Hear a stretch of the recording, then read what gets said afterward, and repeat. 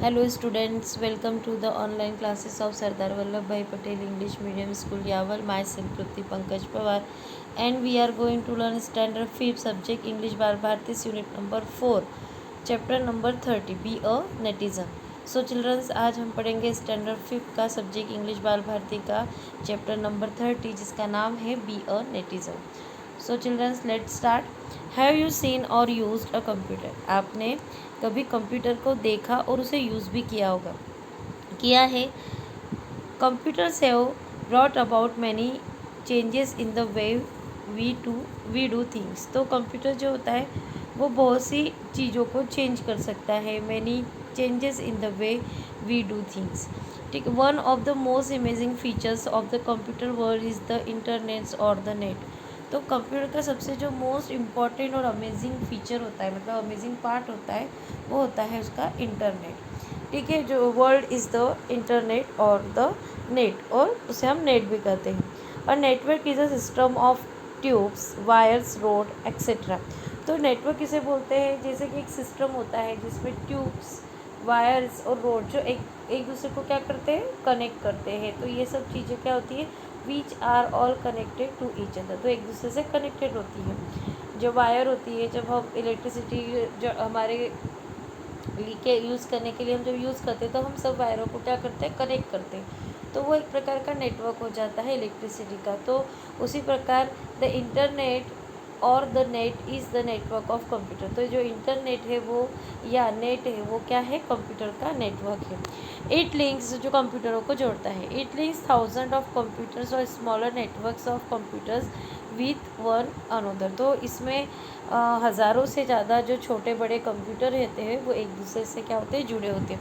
It is so large that millions of people around the world can use it at the same time. तो millions, करोड़ों से भी ज़्यादा जो लोग हैं, आस पड़ोस की जो लोग हैं, जो दुनिया में है, तो वो क्या करते हैं, सेम टाइम वो क्या कर सकते हैं, नेट पर सेम टाइम में उसे यूज़ कर सकते हैं. उसी वक्त वो यूज़ कर सकते हैं इंटरनेट को.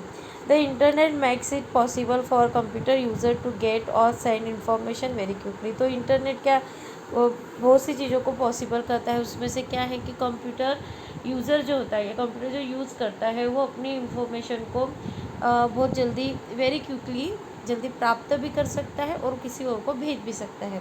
All you have to do is to log on, that is give instruction to your computer to start using the internet. तो इसीलिए हम जब भी कंप्यूटर को यूज़ करते हैं या इंटरनेट को यूज़ करते हैं तो हम लॉग ऑन करते हैं. ठीक है. और कुछ इंस्ट्रक्शन देते हैं कंप्यूटर को कि जिससे इंटरनेट स्टार्ट हो जाए. Then you may see on the net all the information you need.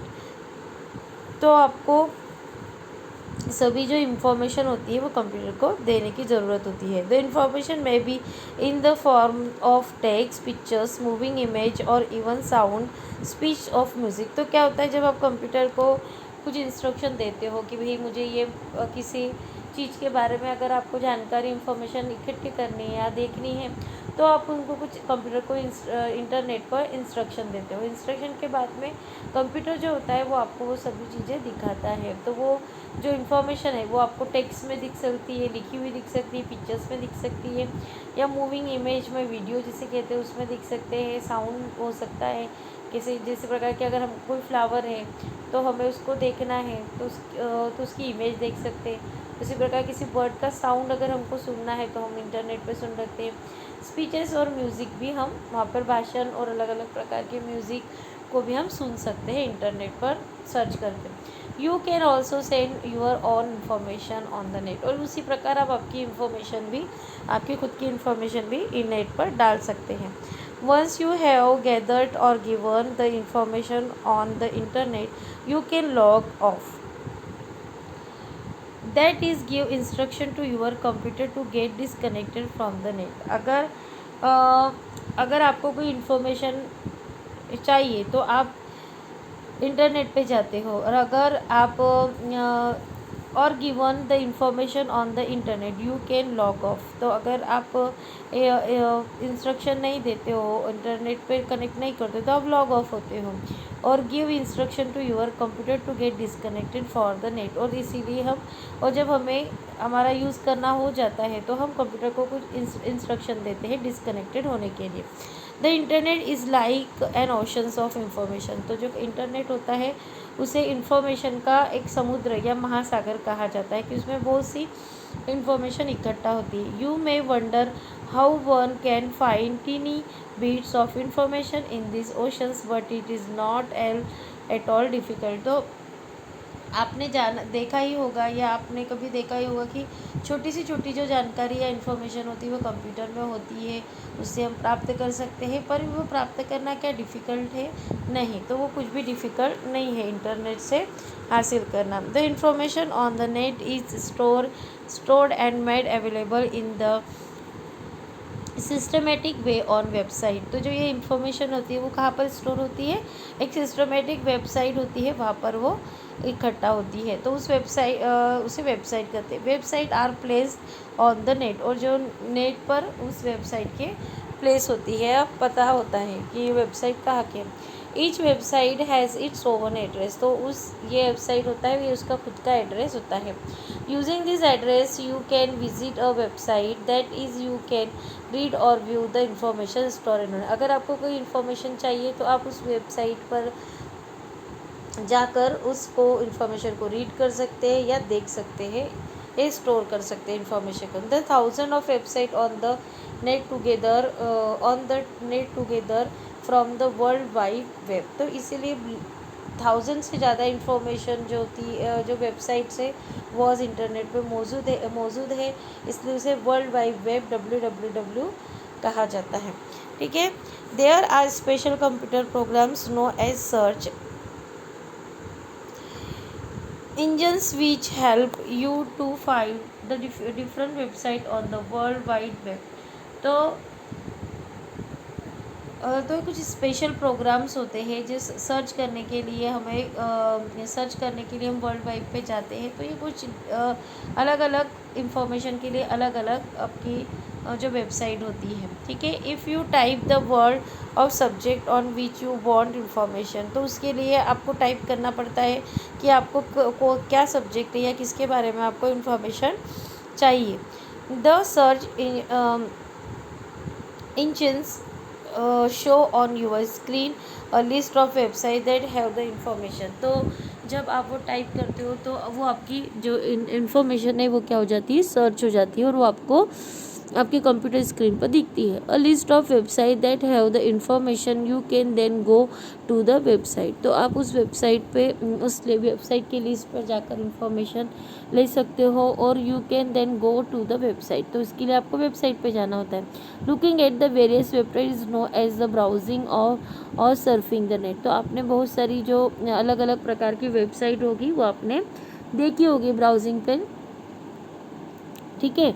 तो a website is like a book और magazine, but you can not make change in a book once it is print. तो आपने देखा होगा कि website जो होती है वो एक बुक के प्रकार से, बुक या मैगजीन की जैसी होती है, जिसमें सब इन्फॉर्मेशन कलेक्ट होती है। ठीक है। बट जो बुक या मैगजीन होती है उसमें से अगर कोई प्रिंट मिस्टेक हो जाती है तो हम उसे चेंज नहीं कर सकते। It is possible to change the text or pictures or a website as many times as you like. तो बट जो कंप्यूटर होता है या नेट पे जो वेबसाइट पे जो इन्फॉर्मेशन होती है उससे आप आपके हिसाब से टेक्स्ट या पिक्चर्स को चेंज कर सकते हैं। बहुत बार आप उसको चेंज कर सकते हैं। So makers of the website can updated a website. तो इसीलिए जो मेकर्स होते हैं, जो वेबसाइट को बनाते हैं, अपना वेबसाइट बनाते हैं, वो अपडेट करते हैं वेबसाइट को, उसमें अलग अलग चेंजेस समय के साथ साथ वो करते रहते हैं। While your computer is connected to the internet you are online. ठीक है। जब आप कंप्यूटर में आपका इंटरनेट कनेक्ट करते हो तो उसका मतलब है कि आप ऑनलाइन हैं, और you can do many things online like reading, watching a movie, listening the song, or even chatting and playing computer games with other people who are online in any part of the world at that time। तो आप computer पे जब internet पे जाते हो तो आप online होते हो, और ऑनलाइन होने के बाद में आप रीडिंग कर सकते हो, वॉचिंग मूवी को देख सकते हो, सॉन्ग सुन सकते हो, या चैटिंग कर सकते हो, बातें कर सकते हो किसी और के साथ में। कंप्यूटर पे गेम तक खेल सकते हो आप। एक ही गेम अदर पीपल्स के साथ भी आप खेल सकते हो। ठीक है, पूरे वर्ल्ड में ये कर सकते हैं आप किसी के साथ में। When you are not connected to the net you are offline, और जब आप नेट से कनेक्टेड नहीं रहते हो तो आप क्या होते हो, offline. Sometimes you gather a lot of information on the net which you want to read or use later. तो समटाइम क्या होता है कि आपको बहुत सारी इंफॉर्मेशन जो होती है वो आप रीड करना चाहते हो, देखना चाहते हो, पर उस समय नहीं, बाद में। तो what do you do then, आप क्या करोगे? You can make a copy of the text or pictures और moves on your computer and store it. आप उस आपकी जो भी इंफॉर्मेशन है या जिसे आप रीड करना चाहते हो उसे आप कॉपी करोगे टेक्स्ट और पिक्चर को, और मूव करोगे आपके कंप्यूटर में, स्टोर करके उसे आप रख सकते हो।